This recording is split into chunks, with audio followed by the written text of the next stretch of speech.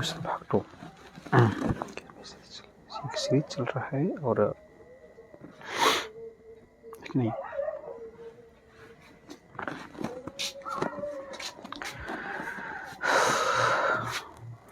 Welcome to MK पाठशाला। एक बार फिर से आप सभी प्यारे बच्चों का बहुत बहुत स्वागत है आपके अपने चैनल एमके पाठशाला में।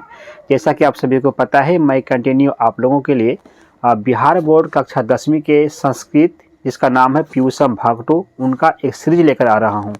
और इस सीरीज में मैं आप लोगों के संपूर्ण पुस्तक को कंप्लीट करवाऊंगा। आज का जो क्लास है आपके संस्कृत पीयूषम भाग 2 का दूसरा लेसन, जिसका नाम है पाटलिपुत्र वैभवम, उसका यह सेकेंड पार्ट है। इस पार्ट में मैं आप लोगों के लिए वो तमाम सब्जेक्टिव क्वेश्चन को बताऊंगा जो आपके एग्ज़ाम के लिए बहुत ही इम्पोर्टेंट है। और मैं उम्मीद करूंगा कि आप इस क्लास को देखने के साथ साथ इस क्लास में जो भी आप लोगों को प्रश्न बताया जा रहा है, आप इसे अच्छी तरीक़ा से नोट अवश्य कर लें, ताकि आपके एग्ज़ाम के लिए एक कारगर साबित हो सके।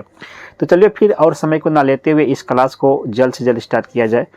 जैसा कि आप सभी देख रहे हैं, इसमें जो पहला क्वेश्चन आप लोगों के बीच दिया गया है कि एक मिनट,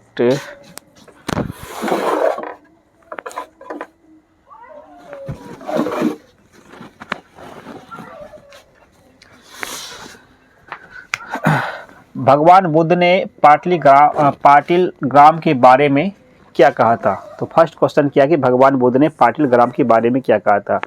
तो इस चैप्टर में, इस निबंध में आप लोगों को बताया गया था कि भगवान बुद्ध प्राचीन काल में कई बार पाटिल ग्राम आते थे। पाटिल ग्राम कहे तो आज के समय में पाटलिपुत्र यानी कि पटना जिसे हम सभी जानते हैं, उसे ही पहले पाटिल ग्राम के नाम से जाना जाता था। तो महात्मा जो बुद्ध थे, गौतम बुद्ध जो थे, वह बहुत बार पटना या पाटलिपुत्र आया करते थे, है ना। तो जब आया करते थे, उन्होंने पटना के बारे में बहुत ही महत्वपूर्ण बातें बताई और इसके आने से पटना का जो महत्ता है वो काफ़ी बढ़ गया था। और साथ ही साथ उन्होंने पटना के बारे में ये भी कहा था कि पटना जो है, पाटलिपुत्र जो है, एक न दिन बहुत ही बड़ा महान नगर बनेगा।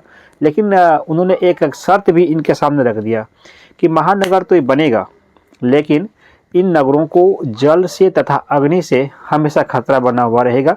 ऐसा कथन महात्मा बुद्ध ने पाटलिपुत्र के लिए यानी कि पाटिल ग्राम के लिए कहा था, है ना।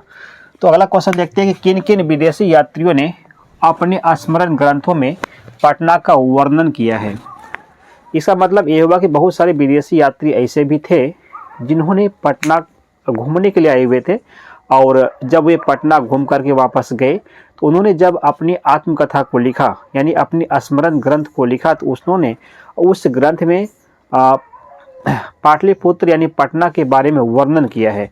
कौन कौन से वह व्यक्ति हैं, तो यहाँ पे आप देख रहे हैं जो व्यक्ति थे, मेगास्थनीज थे, फाइयान, हुएनसोंग, इत्सिंग, ये सभी विदेशी यात्री थे जिन्होंने पटना भ्रमण के क्रम में पटना से जो भी जानकारी उन्होंने प्राप्त किया उसे अपने स्मरण ग्रंथों में उसे दर्ज किया है, दर्शाए हैं। अब पाटलिपुत्र का पुष्पपुर या कुसुमपुर नाम का उल्लेख कहाँ पर मिलता है। इसका मतलब ये हुआ कि पाटलिपुत्र जो है, जो पटना है, उसे और कई नामों से भी जाना जाता है, जैसे कि पुष्पपुर हो गया, कुसुमपुर हो गया। ये सभी जो पटना के अलग अलग नाम है, पटना के कौन से ग्रंथ में मिलता है। तो यहाँ पे इसका आंसर देखा जाए, बोला गया कि अनेक प्राचीन संस्कृत एवं पुराणों में, यानी कि संस्कृत में बहुत सारे ऐसे ग्रंथ हुए, या फिर पुराणों में भी ये देखने को मिला है कि पटना को जो है अन्य कई नामों से इसे पुकारा जाता है। जैसे कि कई नाम यहाँ पे दिखाया गया है।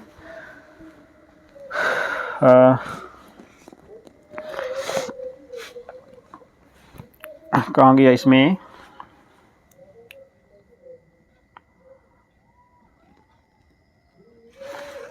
जैसे पुष्पपुर हो गया और फिर क्या है, कुसुमपुर, है ना।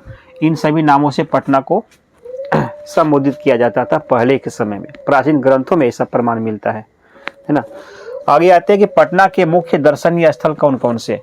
पटना के मुख्य दर्शनीय स्थल बोले तो वह स्थान जो व्यक्ति के लिए काफ़ी मनोहर होता है और जिसको देखने के लिए व्यक्ति टूट पड़ते हैं, उसे कहते हैं दर्शनीय स्थल। तो पटना में ऐसे बहुत सारे दर्शनीय स्थल हैं जिसे देखने के लिए लोग विदेश से बहुत बहुत दूर से उस जगह पे पहुंचते हैं। तो वह कौन कौन सा ऐसा स्थल है? तो यहाँ पर जैसे देख रहे हैं कि गोलघर है, तारामंडल है, जैविक उद्यान है, उच्च न्यायालय है, सचिवालय है, गुरुद्वारा है इत्यादि जो पटना के प्रमुख दर्शनीय स्थल हैं, है ना। तो आप इस दर्शनीय स्थल को नाम याद रखेंगे। कौन कौन सा हो रहा है?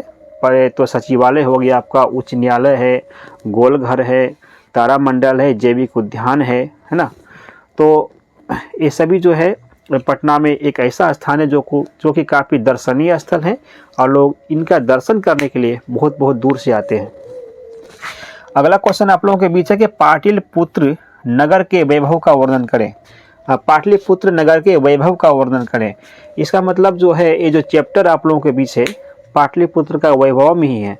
यानी कि इस चैप्टर में जो भी बातें आप लोगों को बताई गई है उनसे संबंधित कुछ भी बात आप इसके आंसर में लिख सकते हैं, वो आपका आंसर सही होगा। जैसा कि पटना का जो इतिहास है 25,000 वर्ष पुराना है और है ना, और पूरा प्राचीन काल से ही इनका जो क्या था वैभवपूर्ण इनका इतिहास रहा है। वैभवपूर्ण का मतलब हो गया बहुत पहले से ही हर प्रकार से समृद्ध और संपन्न पटना रहा है। इसका नाम जो है बहुत दिनों से रहा है। इनके इतिहास जैसे मैंने बताया कि 2500 वर्ष पुराना है तथा पटना प्रारंभ से ही शिक्षा का केंद्र रहा है। क्योंकि पटना में बहुत समय पहले भी एक शिक्षा का केंद्र इसीलिए माना जाता है क्योंकि यहाँ पर बहुत सारे विदेशी विद्वान भी आए जो कि पटना में शिक्षा ग्रहण करने के लिए आए हुए थे। इससे प्रमाणित हो जाता है कि भाई पटना में जो है शिक्षा का केंद्र रहा था। और पटना को जो है सरस्वती का कुलगृह भी इसीलिए कहा गया था क्योंकि बड़े बड़े विद्वान यहाँ पर आकर के अपना शिक्षा ग्रहण किया था, है ना। उसके बाद आते हैं इसमें ये जो पटना नगर है इसमें भगवान बुद्ध भी कई बार पटना आए और इसके महत्व के बारे में भी उन्होंने वर्णन किया था। और पटना के बारे में उन्होंने कहा था कि पटना तो एक दिन महानगर अवश्य बनेगा लेकिन इसे हमेशा जल और अग्नि से खतरा बना हुआ रहेगा। साथ ही साथ पटना में बहुत सारे दर्शनीय स्थल हैं जैसा कि तारामंडल हो गया, जैविक उद्यान हो गया, सचिवालय हो गया, उच्च न्यायालय हो गया, गोलघर हो गया और इत्यादि बहुत सारे भी हैं। तो ये सभी जो है पटना के बारे में आप इनके वैभव के आंसर में बोल सकते हैं। इस प्रकार से आप लोगों का ये 5 क्वेश्चन है जो आपके एग्ज़ाम के लिए बहुत ही इंपॉर्टेंट है। तो मैं आप लोगों के बीच इसके अलावा और भी क्वेश्चन बता रहा हूँ जो कि आपके एग्ज़ाम के लिए वो भी काफ़ी इंपॉर्टेंट होगा।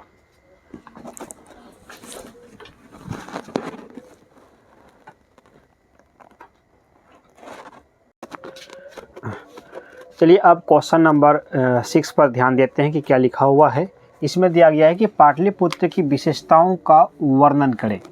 पाटलिपुत्र की विशेषताओं का वर्णन करें का ये मतलब होता है कि आप पटना के बारे में क्या जानते हैं, है ना, उनके बारे में लिख देना ही पाटलिपुत्र का वर्णन कहा जाता है। तो इसमें आपका आंसर इस प्रकार से है कि पाटलिपुत्र बिहार की राजधानी है। सबसे पहले ये डाल देंगे, बिहार की राजधानी तो है ही, है ना। तो ये लिख देने से भी पाटलिपुत्र के बारे में मतलब कुछ भी अच्छा लिख देना ही उनका विशेषता है बस।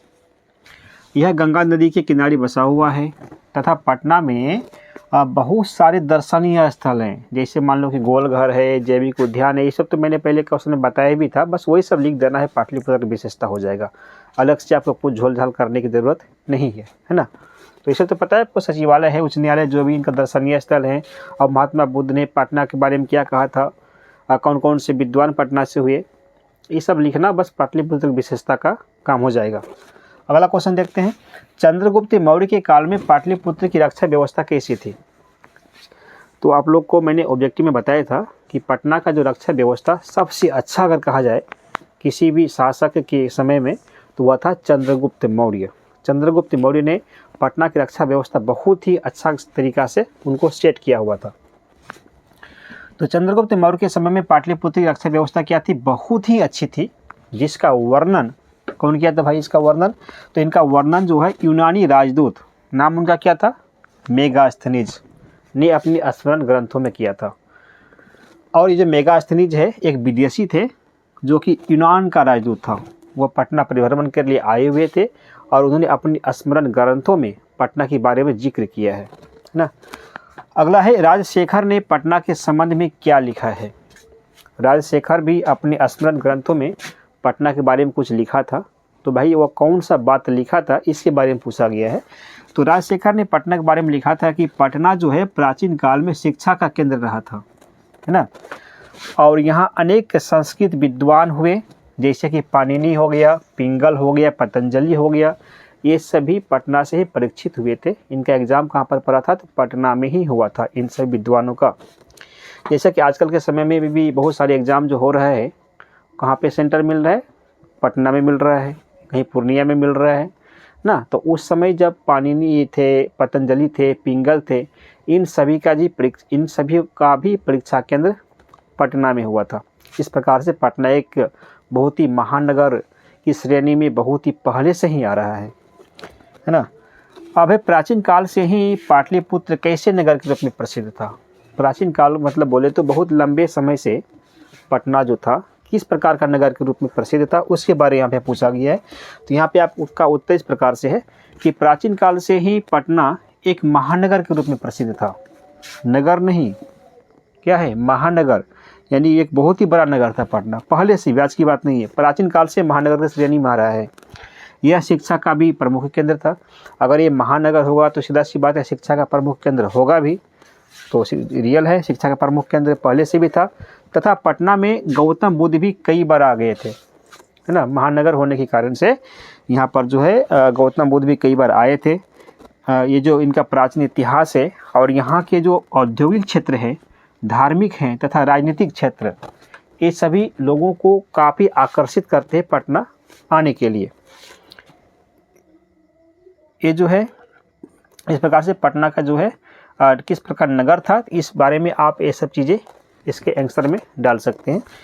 अगला क्वेश्चन है कि सिख संप्रदाय के लोगों के लिए पटना नगर क्यों महत्वपूर्ण है? तो आप सभी को पता है कि सिख संप्रदाय के लोगों के लिए पटना नगर उनके लिए प्रसिद्ध शहर है, प्रसिद्ध नगर है। ऐसा इसीलिए क्योंकि सिख संप्रदाय के या सिख धर्म के जो 10वें गुरु थे, जिसका नाम था गुरु गोविंद सिंह, उनका जन्म पटना नगर में ही हुआ था। और उनका जो जन्म स्थान है पटना नगर में, उनके जन्म का जो स्थान था ना, वह जो स्थान है वहाँ पर एक मंदिर बना दिया गया। और वह जो मंदिर है गुरुद्वारा के नाम से बिल्कुल फेमस है, बहुत ही ज़्यादा प्रसिद्ध है ना। वह किसका जन्म के कारण से हुआ था? तो गुरु गोविंद सिंह के जन्म के कारण से हुआ था। और इसी के जन्म के कारण से सिख धर्म के लिए पटना एक अलग स्थान रखता है, उनके जीवन के लिए पटना एक महत्वपूर्ण स्थान रखता है। तो इस कुल मिला के 10 क्वेश्चन आप लोगों के लिए यहाँ पर है, जो आपके एग्ज़ाम के लिए इम्पोर्टेंट है। अगर आप इस क्वेश्चन को समझ तो गए ही होंगे, अगर आप लोगों ने ऑब्जेक्टिव का क्लास देखा होगा, जिसमें मैंने बारीकी से इस चैप्टर के तमाम बिंदुओं पर विस्तार से वर्णन किया है। तो अगर आप लोगों ने वह पहला पार्ट नहीं देखा है तो मैं आपको यही सजेस्ट करना चाहूँगा कि आप एक बार जाके उस पार्ट को अवश्य देख लें, जिससे कि ये सारे क्वेश्चन आपको सिर्फ एक क्वेश्चन बोलते ही आप उनका आंसर आपका दिमाग में घूमने लगेगा, अगर आप वो पार्ट देखे हुए रहेंगे तो। चलिए फिर एक अगले क्लास में आप लोगों से फिर मुलाकात होगी एक नए चैप्टर के साथ, जिसमें मैं आप लोगों को ऑब्जेक्टिव फिर सब्जेक्टिव कंटिन्यू कराता रहूँगा जब तक कि ये आपका पुस्तक पूरी तरीक़ा से कंप्लीट ना हो जाए।